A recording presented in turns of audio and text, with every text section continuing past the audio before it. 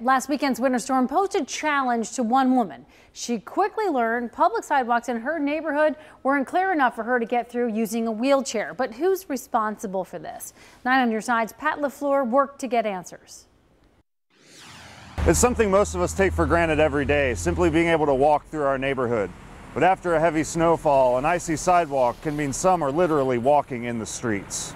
Heather Sturgill lives in Northside and gets around using a motorized wheelchair.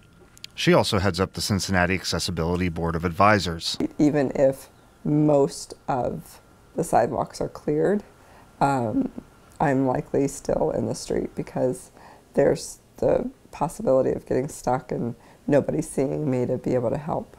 Most cities, including Cincinnati, leave the task up to property owners. So Sturgill said her ability to get around her neighborhood after a snowstorm depends on the kindness of her neighbors. My one neighbor down the street saw me in the street, hadn't shoveled a sidewalk, and on the way back it was shoveled.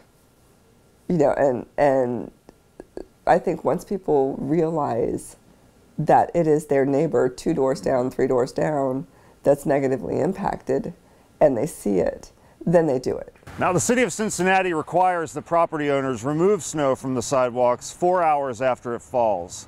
But that can be a rule that's difficult to enforce.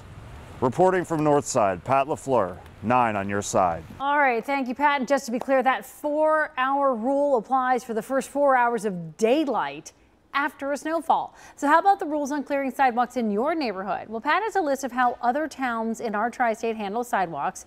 Find all that on WCPO.com.